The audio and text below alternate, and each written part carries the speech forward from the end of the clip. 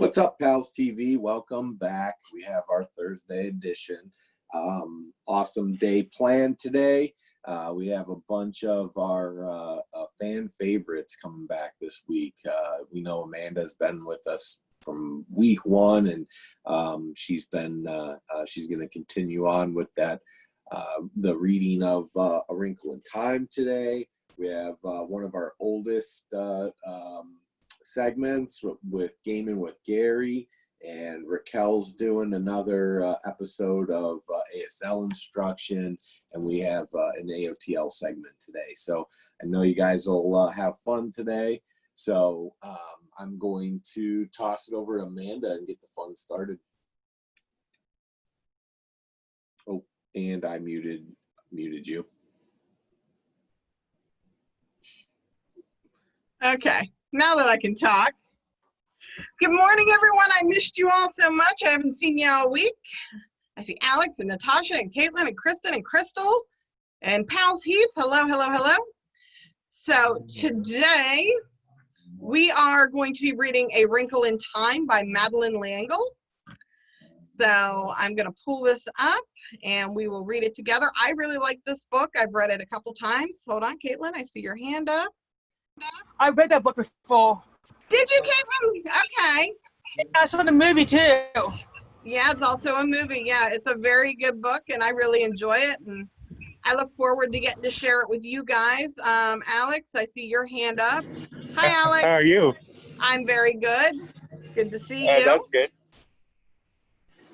Right. All right. So let me pull the book up here. I'm going to share my screen with you. Share. All right. Bringing you guys over here. Make you big so I can see you. Bloop. Okay. All right. Who can see the cover of the book? You can see Madeleine L'Engle, A Wrinkle in Time. No one can see the cover of the book? Yes, you can. Good. Thumbs up. Hold on. Let me unmute you, Caitlin. I can now. You can now? Okay. Make sure everyone can see it. All right. So I'm going to make this. Ooh, not that. Let's see here. All right. Let's start. I'm trying to figure out. Let me hide this stuff.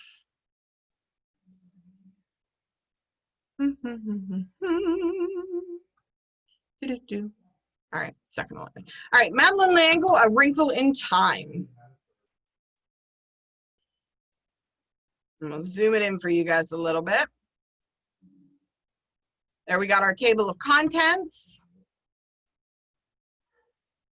And I'll read The Appreciation right here by Anna Quindlen. The most memorable books from our childhood are those that make us feel less alone, convince us that our own foibles and quirks are both as individual as a fingerprint and as universal as an open hand. That's why I still have a copy of A Wrinkle in Time that was given to me when I was 12 years old. It long ago lost its dust jacket. The fabric binding is loose and water-stained, and the soft and loopy signature on its inside cover bears little resemblance to the way I sign my name today. The girl who first owned it has grown up and changed, but the book she loved, though battered, is still magical. Its heroine is someone who feels very much alone indeed. Meg Murray has braces, glasses, and flyaway hair. She can't seem to get anything right in school, where everyone thinks she is strange and stupid. And she runs up against some real nastiness at a young age in the form of all those snide looks and comments about her father, a scientist who seems to have mysteriously vanished, or, town gossip has it, run off with another woman. But Meg doesn't know real evil until she sets out on a journey to find her father and bring him home along with her little brother Charles Wallace and a boy named Calvin. As they transcend time, space, and the limitations of their own mind, they get help from individuals of a great goodness. Mrs. Whatsit, Mrs. Witch, and Mrs. Who, the Happy Medium, and Aunt Beast. But the climax of their journey is a showdown with it, the cold and calculating disembodied intelligence that has cast a black shadow over the universe in its quest to make everyone behave and believe the same. If it sounds like science fiction, it's because that's one way to describe the story. Or perhaps you could call it fiction of science. The action of the book, the search for Meg and Charles Wallace's missing father, relies on something called a tesseract, which is a way to travel through time and space using a fifth dimension. Although there's even a little illustration to make it easier to visualize, I still am not certain I do. Of course, Meg, who is so bright she can do square roots in her head, doesn't entirely understand it either. For just a moment, I got it, she says. I can't possibly explain it now, but for a second, I saw it. The truth is, I'm not a fan of science fiction, and my math and physics gene has always been weak. But there's plenty in the book for those of us predisposed toward the humanities as well. Mrs. Who remembers her language deficit by using the words of others to explain herself. Quotes Dante, Euripides, and Cervantes, to name a few. When Meg is trying to keep it from invading her brain, she realizes the multiplication tables are far too rolled to do the trick, and instead shouts out the opening of the Declaration of Independence. We told these truths to be self-evident that all men are created equal. It retorts that that's the point, everybody exactly alike. Meg replies triumphantly, no, like and equal are not the same thing at all. Madeleine L'Engle published Wrinkle in 1962 after it was rejected by dozens of publishers, and her description of the tyranny of conformity clearly reflects that time. The identical houses outside which identical children bounce balls and jump rope in mindless unison evoke the fears so many Americans had of communist regimes that enshrine the interest of state-mandated order over the rights of the individual. Why do you think we have wars at home? Charles Wallace asks his sister, channeling the mind at it. Why do you think people get confused and unhappy? Because they all live their own separate lives. He tells Meg what she already knows from her own everyday battles. Differences create problems. But while L'Engle's story may have originally been inspired by the gray sameness of those communist countries, it still feels completely contemporary today, except maybe for Meg's desire for a typewriter to get around her dreadful penmanship. The Murray home is fractured by Mr. Murray's mysterious absence and Meg's mother sleeping alone in the great double bed. Calvin may look like a golden boy, but his family barely notices he's alive. Even more timeless is the sense that Meg has of herself as someone who doesn't fit in, who does everything wrong. Conformity knows no time or place. It is the struggle all of us face to be ourselves, despite the overwhelming pressure to be like everyone else. Perhaps one of the most compelling and moving descriptions of that internal battle comes near the end of the book, when Miss Whatsit tells the children that life with its rules, its obligations, and its freedoms is like a sonnet. You're given the form, but you have to write the sonnet yourself. What you say is completely up to you. On its surface, this is a book about three children who fight an evil force threatening their planet. But it's really more about a primal battle all human beings face to respect, defend, and love themselves. When Meg pulls the ultimate weapon from her emotional arsenal to fight for her little brother and for good, it is a great moment. Not just for her, but for every reader who has ever felt overlooked, confused, alone. It has been more than 4 decades since I first read A Wrinkle of Time. If I could test her perhaps in some different time and place, I would find Meg Murray just my age, a grown woman with an astonishing brain, a good heart, and a unique perspective on how our differences are what makes life worth living. Oh, how I would like to meet her. So that was our appreciation by Ann Quindlen, and we're going to start chapter 1. Chapter 1, Mrs. Whatsit. It was a dark and stormy night. In her attic bedroom, Margaret Murray, wrapped in an old patchwork quilt, sat on the foot of her bed and watched the trees tossing in the frenzied lashing of the wind. Behind the trees, clouded, scuttled frantically across the sky. Every few moments, the moon ripped through them, creating a wraith-like shadow that raced along the ground. The house shook.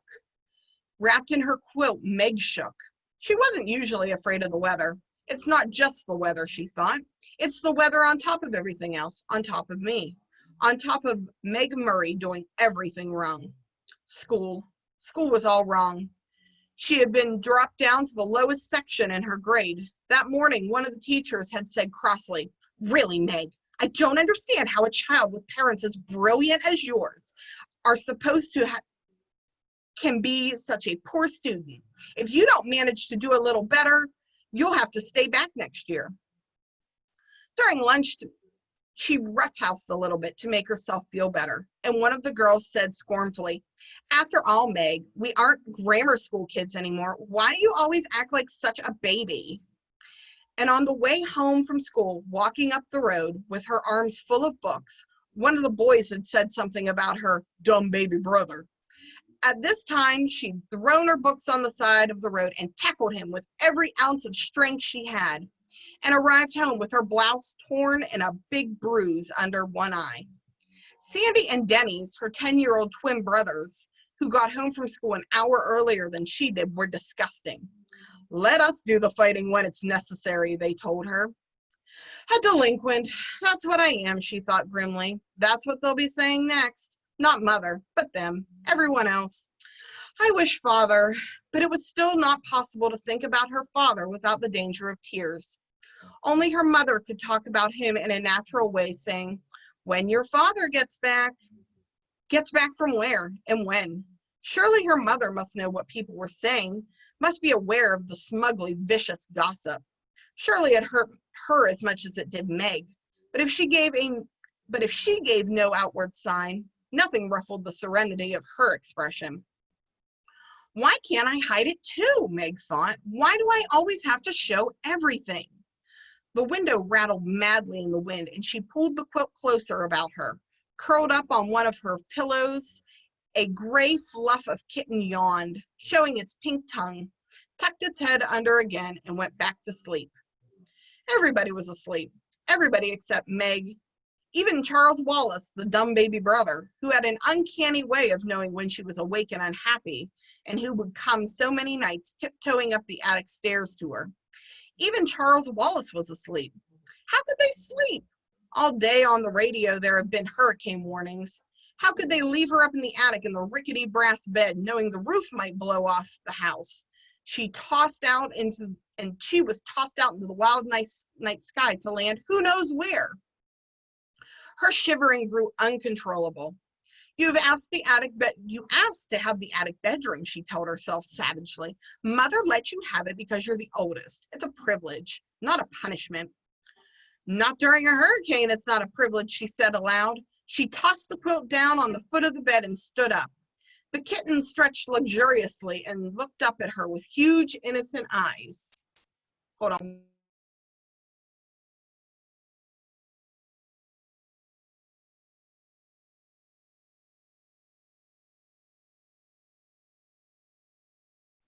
Sorry, folks.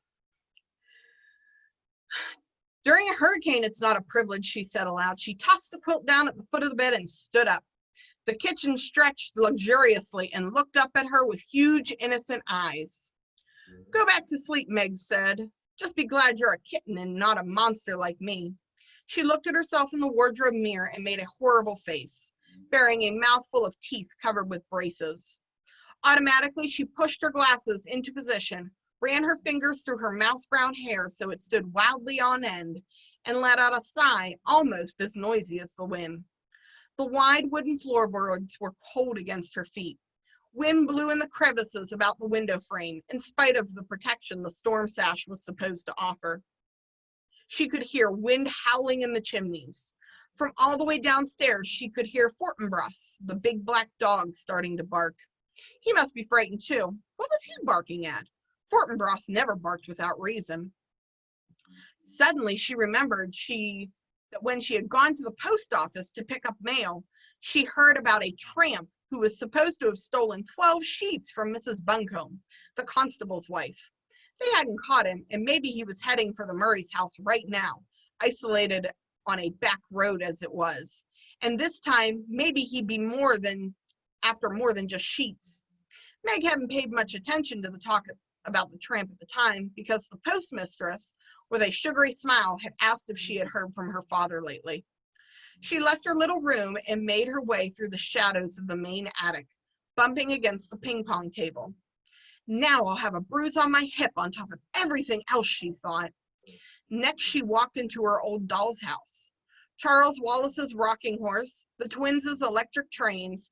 Why must everything happen to me? She demanded of a large teddy bear. At the foot of the attic stairs, she stood still and listened. Not a sound from Charles Wallace's room on the right. On the left, in her parents' room, not a rustle from her mother, sleeping alone in the great double bed. She tiptoed down the hall and into the twins' room, pushing again at her glasses as though they could help her see better in the dark. Denny's was snoring. Sandy murmured something about baseball and subsided. The twins didn't have any problems. They were great students, but they weren't bad ones either. They were perfectly content with a succession of B's, an occasional A or C. They were strong and fast runners and good at games. When cracks were made about anybody in the Murray family, they weren't made about Sandy and Denny's. She left the twins' room and went on downstairs, avoiding the creaking seventh step.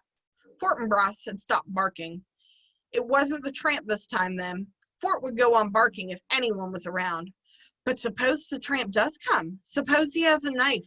Nobody lives near enough if we screamed and screamed and screamed. Nobody'd care anyhow. I'll make myself some cocoa, she decided. That'll cheer me up.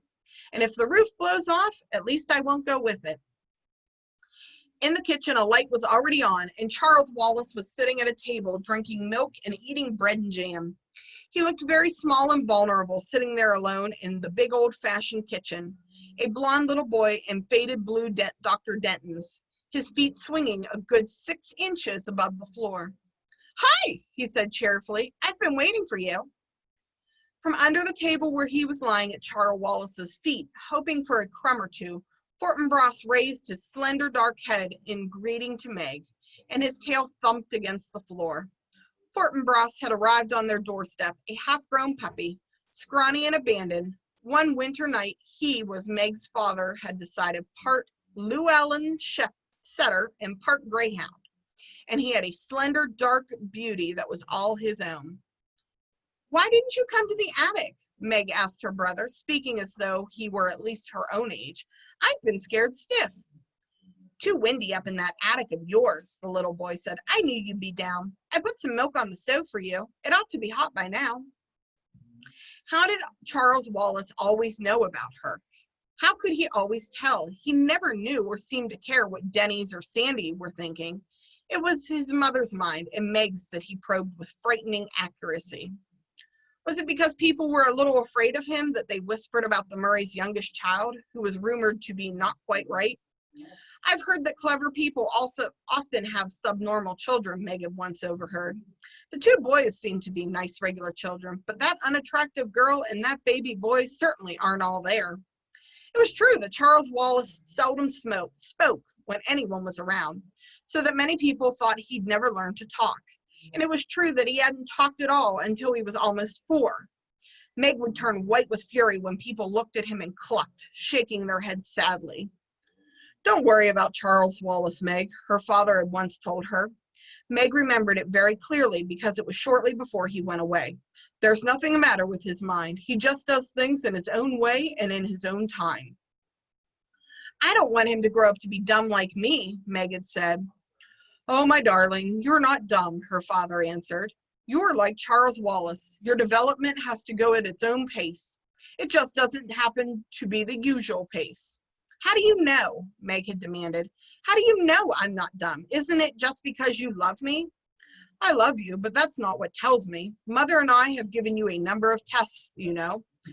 Yes, that was true. Meg had realized that some of the games her parents played with her were tests of some kind, and that there had been more for her and Charles than for the twins. "IQ tests, you mean?" "Yes, some of them." "Is my IQ okay?" "More than okay." "What is it?" That I'm not going to tell you, but it assures me that both you and Charles Wallace will be able to do pretty much whatever you like when you grow up to yourselves. You just wait till Charles Wallace starts to talk. You'll see. How right he had been about that, though. He himself had left before Charles Wallace had begun to speak, suddenly with none of the usual baby preliminaries, using entire sentences. How proud would he have been? You better check the milk, Charles Wallace said to Meg now, his dictation clearer and cleaner than most 5-year-olds. You know you don't like it when it gets a skin on top.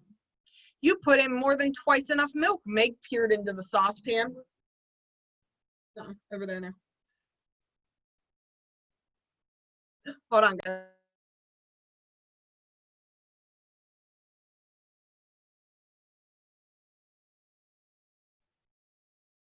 Okay.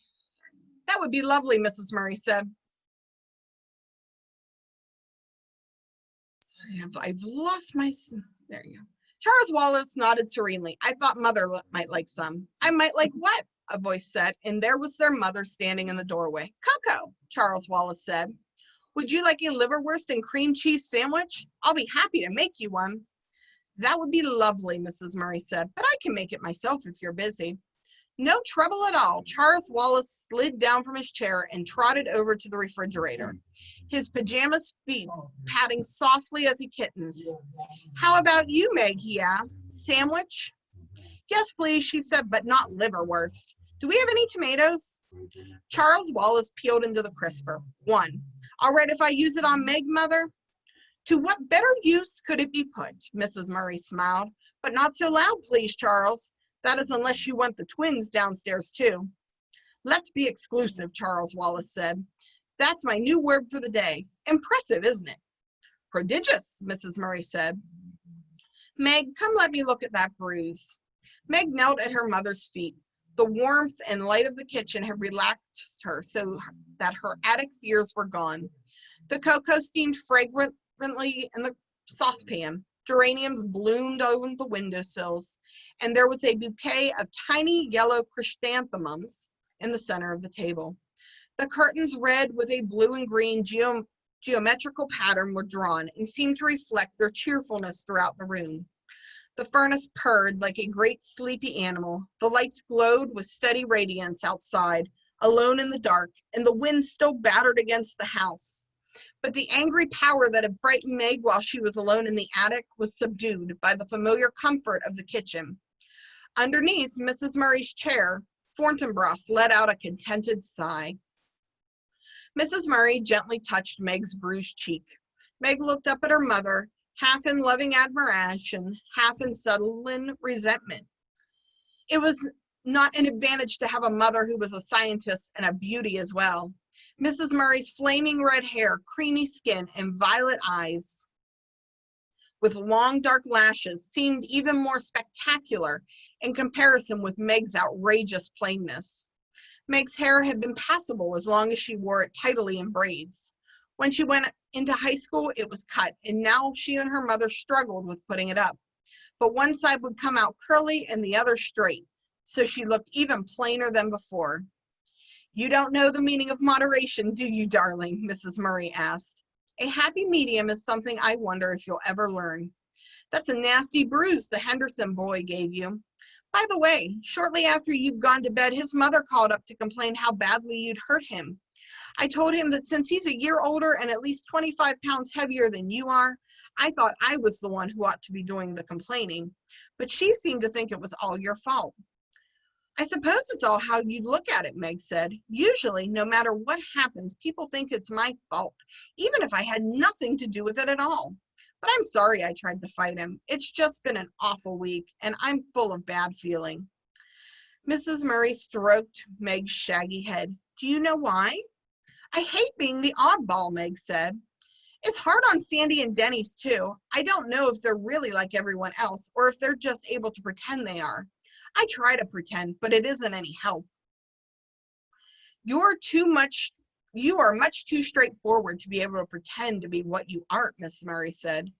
I'm sorry, Meglet. Maybe if Father were here, he could help you, but I don't think I can do anything till you've managed to plow through some more time.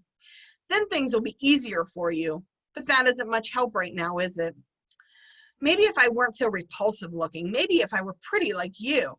Mother's not pretty, she's beautiful, Charles Wallace announced, slicing liverwurst. Therefore, I bet she was awful at your age. How right you are, Mrs. Murray said. Just give yourself time, Meg. Lettuce on your sandwich, Mother? Charles Wallace asked. No, thanks. He cut the sandwich into sections, put it on a plate, and set it in front of his mother. Yours will be along in a minute, Meg. I think I'll just talk to Mrs. Whatsit about you. Hold on.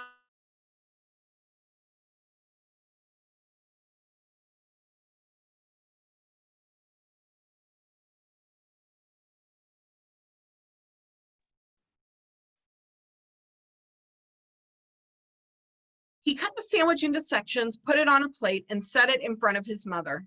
Yours will be along in just a minute. Meg, I think I'll talk to Mrs. Whatsit about you. Who's Mrs. Whatsit? Meg asked. I think I want to be exclusive about her for a while, Charles Wallace said. Onion salt? Yes, please. What's Mrs. Whatsit stand for? Mrs. Murray asked. That's her name, Charles Wallace answered. You know the old shingled house back in the woods that kids won't go near because they say it's haunted? That's where they live. They? Mrs. Whatsit and her two friends. I was out with Fortinbras a couple days ago. You and the twins were at school, Meg. We like to walk in the woods. And suddenly he took off after a squirrel, and I took off after him, and we ended up by the haunted house. So I met them by accident, as you might say. But nobody lives there, Meg said.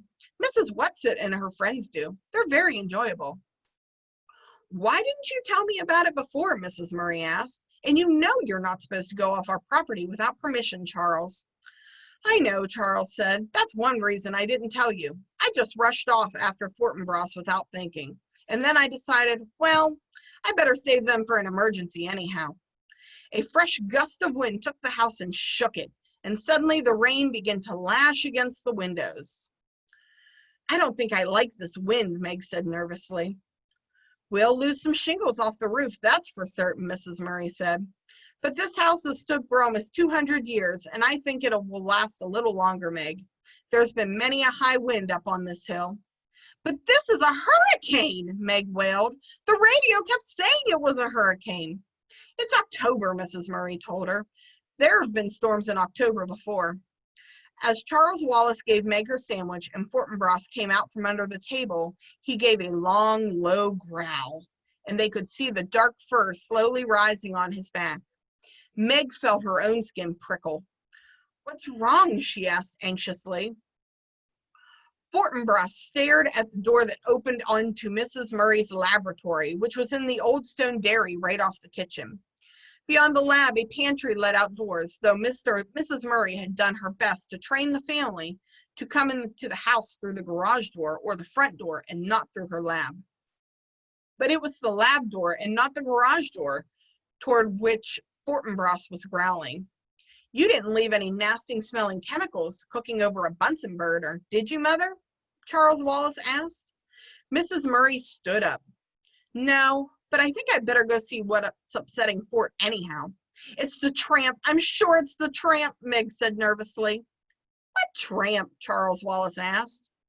They were saying at the post office this afternoon that a tramp stole all of Mrs. Buncombe's sheets. We'd better sit on the pillowcases then, Miss Murray said lightly. I don't even think a tramp would be out on a night like this, Meg. But that's probably why he's out, Meg wailed, trying to find a place not to be out. In which case, I'll offer him the barn till morning. Mrs. Murray went briskly to the door. I'll go with you. Meg's voice was shrill. No, Meg, you stay with Charles and eat your sandwich. Eat! Meg exclaimed as Mrs. Murray went out through the lab. How does she expect me to eat? Mother can take care of herself, Charles said, physically, that is. But he sat in his father's chair at the table, and his legs kicked out the rungs, and Charles Wallace, unlike most small children, had the ability to sit still. After a few moments that seemed like forever to Meg, Mrs. Murray came back in, holding the door open for, was it the tramp? It seemed small for Meg's idea of a tramp. The age or sex was impossible to tell, for it was completely bundled up in clothes. Several scarves of assorted colors were tied about the head, and a man's felt hat perched atop. A shocking pink stole was knotted about a rough overcoat, and black rubber boots covered the feet. Mrs. Whatsit, Charles said suspiciously, what are you doing here, and at this time of night, too? Now, don't you be worried, my honey, a voice emerged from among turned-up collars, stoles, scarves, and hat, a voice like an uncoiled gate, but somehow not very pleasant. Mrs. Whatsit says she lost her way, Mrs. Murray said. Would you care for some hot chocolate, Mrs. Whatsit? Charmed, I'm sure, Mrs. Whatsit answered, taking off the hat and stole. It isn't so much that I lost my way as I got blown off course. And when I realized that I was at little Charles Wallace's house, I thought I'd just come in and rest a bit before proceeding on my way. How did you know this was Charles Wallace's house, Meg asked. By the smell. Mrs. Whatsit untied a blue and green paisley scarf, a red and yellow flowered print and gold Liberty print, a red and black bandana. Under all of this sparse quantity of grayish hair was tied in a small but tidy knot on top of her head. Her eyes were bright, her nose was a round, soft blob, her mouth puckered like an autumn apple. My, but it's lovely and warm here, she said. Do sit down, Mrs. Murray indicated a chair. Would you like a sandwich, Mrs. Whatsit? I had liverwurst and cream cheese. Charles has had bread and jam. Meg had a lettuce and tomato. Now let me see, Mrs. Whatsit pondered. I'm passionately fond of Russian caviar. You peaked, Charles cried indignantly. We're saving that for Mother's birthday, and you can't have any. Mrs. Whatsit gave a deep and pathetic sigh. No, Charles Wallace said, you mustn't give it to her, Mother, or I shall be very angry. How about tuna fish salad? All right, Mrs. Whatsit said meekly. I'll fix it, Meg asked, going to the pantry for a can of tuna fish. For crying out loud, she thought, this old woman comes barging in on us in the middle of the night, and Mother takes it as though she weren't anything peculiar about it at all. I bet she is the tramp. I bet she did steal all those sheets, and she's certainly no one Charles Wallace ought to be friends with, especially when he won't even talk to ordinary people. I've only been in the neighborhood a short time, Mrs. Whatsit was saying, as Meg switched off the pantry light and came into the kitchen with the tuna fish. And I didn't think I was going to like the neighbors at all until dear little Charles came over with his dog. Mrs. Whatsit, Charles Wallace demanded severely, why did you take Mrs. Buncombe's sheets? Well, I needed them, Charles dear. You must return them at once. But Charles dear, I can't. I've used them. It was very wrong of you, Charles Wallace scolded. If you needed sheets that badly, you should have asked me. Mrs. Whatsit shook her head and clucked. You can't spare any sheets? Mrs. Buncombe can. Meg cut up some celery and mixed it in with the tuna.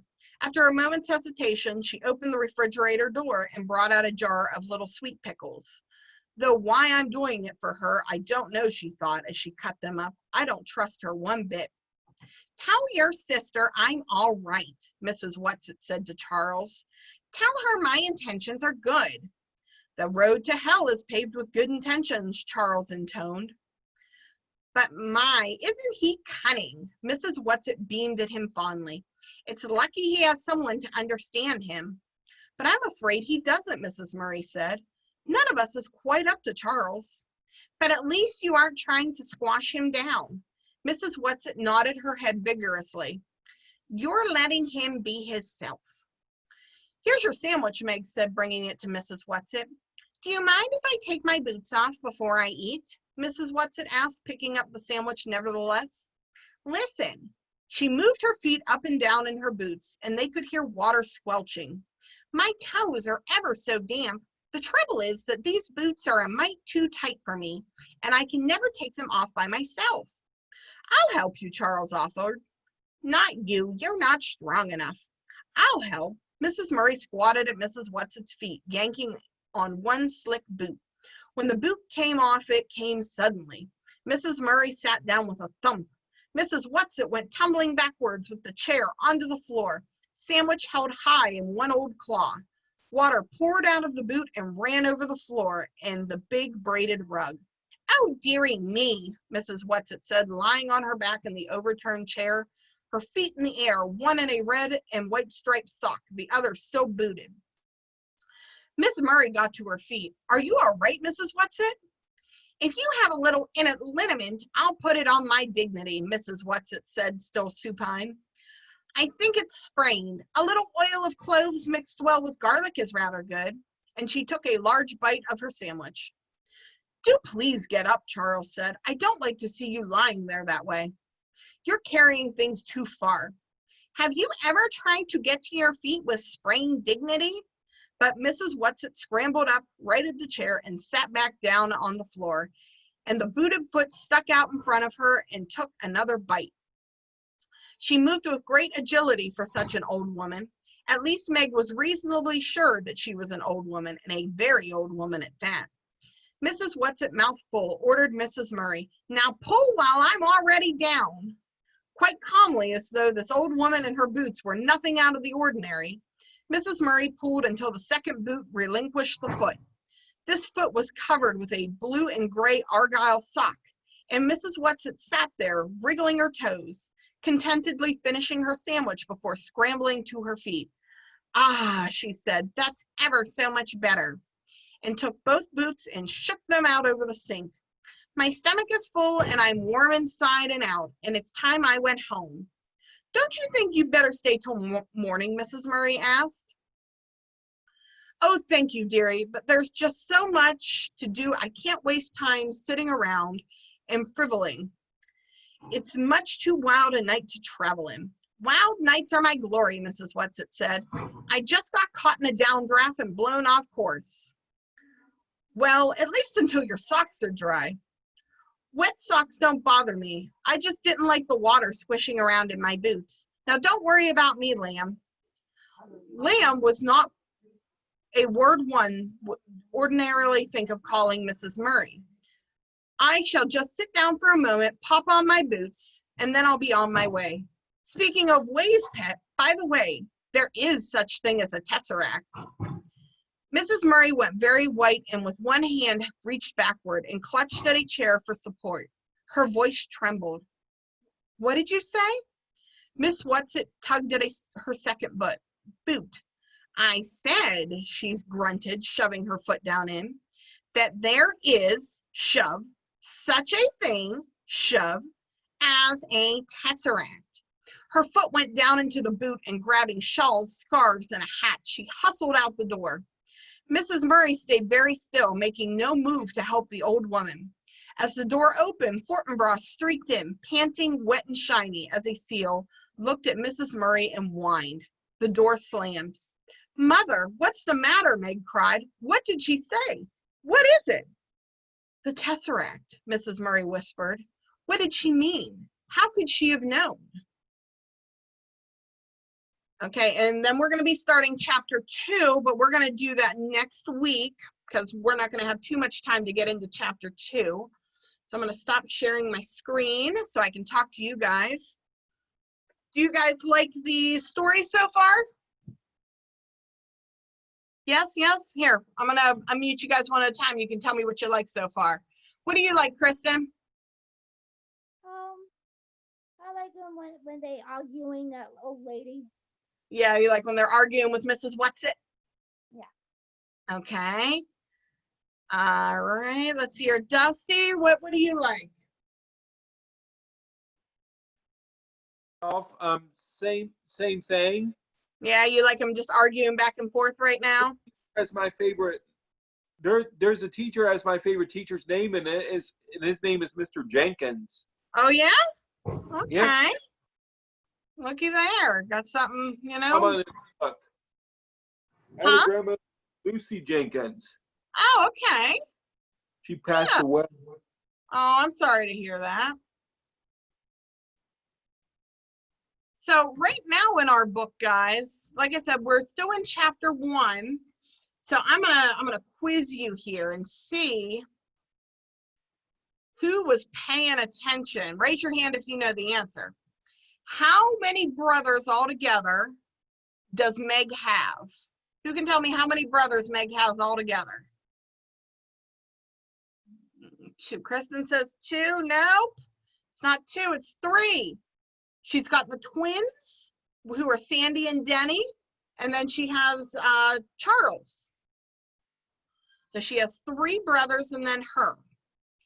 All right, here's our next question. Where is Meg's bedroom at in the house? Where is Meg's bedroom at? Raise your hand if you know. Who remembers where Meg's bedroom is? Okay, Kristen. Upstairs. Upstairs. Where upstairs exactly? Almost close to the attic. Yeah, she lives in the attic room. That's right. All right, this isn't so much a question. I'm just curious because my mom likes it, but I think it's gross. Who here likes liverwurst? Does anyone here like liverwurst? No? No liverwurst? Jonah gonna have a liverwurst and onion sandwich maybe? That sounds just delicious. I actually grew up with some liver and onions, so I haven't had it in many years. But yeah, somebody did cook me liver and onions growing up. I like liver and onions. Liverwurst is a whole nother thing. That's like liver bologna. I'm going to pass on that. Yeah, I don't think I've ever had liverwurst. Yeah. I mean, look at the name, worst, right there. Yeah, very cool story. I look forward to hearing about it next week. So that's all we have for our first segment. We stick with us. We'll have some more fun segments here. I'm gonna let you guys socialize while I get the next segment set up. So stick with us. We'll see you guys soon. All right. Bye, guys.